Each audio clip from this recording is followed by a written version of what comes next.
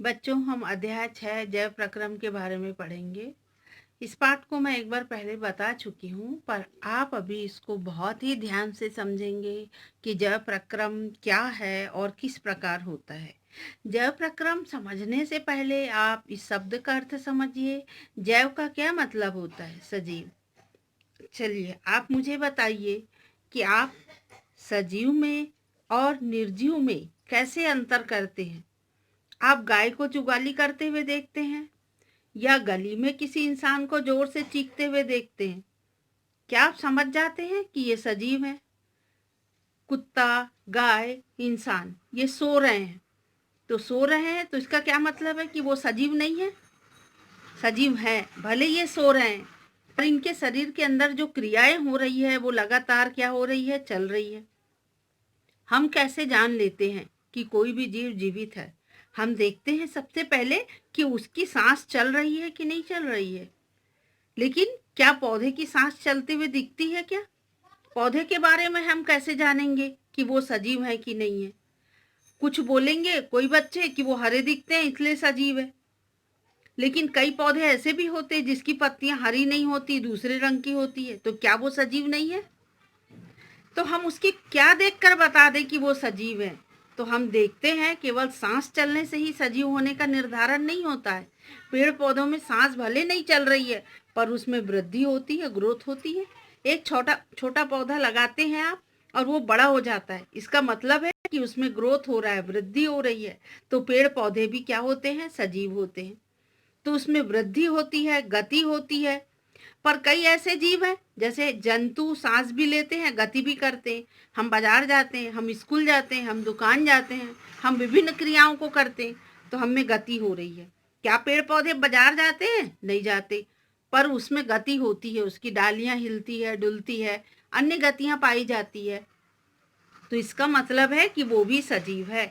तो यहाँ पर आपको जैव प्रक्रम पढ़ने के पहले ये पता होना चाहिए कि जो जीव हैं, यानी कि जो सजीव जीव हैं, उनके क्या क्या कैरेक्टरिस्टिक होते हैं और उसके अंतर्गत क्या क्या आता है, वो किस प्रकार की गतियां करते हैं।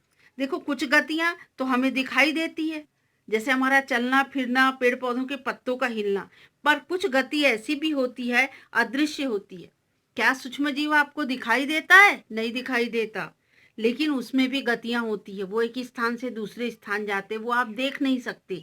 तो सूक्ष्म जीव भी जीवित है, और यह जो है वह अदृश्य गति कहलाती है। वास्तव में जो विषाणु होते हैं उसे आप क्या समझोगे कि वो जीवित है कि अजीवित है? तो विषाणु जो होता है वो जीवित कोशिका के अंदर वृद्धि करता है, लेकिन जीवित कोशिका के बाहर उसकी वृद्धि नहीं हो पाती, यानी कि वो दोनों के बीच की कड़ी है। तो ये जो विषाणु है, ये एक विवाद का विषय बना हुआ है, ये आपको याद रखना है। जीवन जीने के लिए गतियां आवश्यक है। हमने देखा कि कोई भी सजीव किससे मिलकर बना होता है। मकान में जो महत्व ईंट का होता है, वही महत्व सजीव के शरीर में कोशिकाओं का होता है। वास्तव में कोई भी जीव कोशिकाओं से बना होता है। जब कोशिकाएं जुड़ती है तो ऊतक बनता है, ऊतक से अंग बनता है, अंग से अंग तंत्र बनता है, और अंग तंत्र से शरीर बनता है। तो जब एक शरीर बनता है तो इस शरीर में मरम्मत की भी जरूरत होती है और अनुरक्षण की भी आवश्यकता होती है, क्योंकि हमारे शरीर की सभी संरचना किससे बनी है? अणुओं से। तो इस अणुओं को लगातार गतिशील बनाए रखना चाहिए। तो अनुरक्षण प्रक्रम जो होते हैं, यानी कि ऐसे प्रक्रम जो हमारे शरीर में निरंतर चलते रहते हैं। आप भले सोए रहते हैं, लेकिन आप सांस लेते हैं कि नहीं? सोए में भी आपके शरीर के अंदर की क्रिया चल रही है ना, यही अनुरक्षण क्रिया है। अब हम पढ़ेंगे कि जैव प्रक्रम क्या है।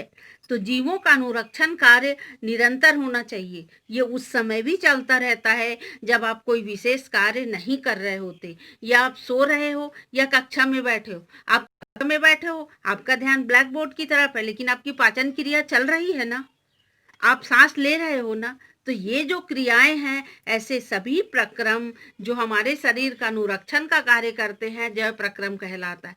अनुरक्षण मीन्स रक्षा करना, जैसे आप सो रहे हो और तुम्हारे श्वसन तंत्र ने बोला कि मुझे सांस नहीं लेना है, तो क्या तुम्हारा काम चलेगा? नहीं चलेगा। आपके चाहने से कुछ नहीं होता, वो अपना काम करता रहता है। तो वो सारे प्रक्रम जो सभी जीवितों के अंदर चलते रहते हैं, जैव प्रक्रम कहलाते हैं। जो अनुरक्षण का कार्य करते हैं, जैव प्रक्रम कहलाते हैं। इस जैव प्रक्रम के अंतर्गत आने वाले उदाहरणों को हम अगले वीडियो में पढ़ेंगे।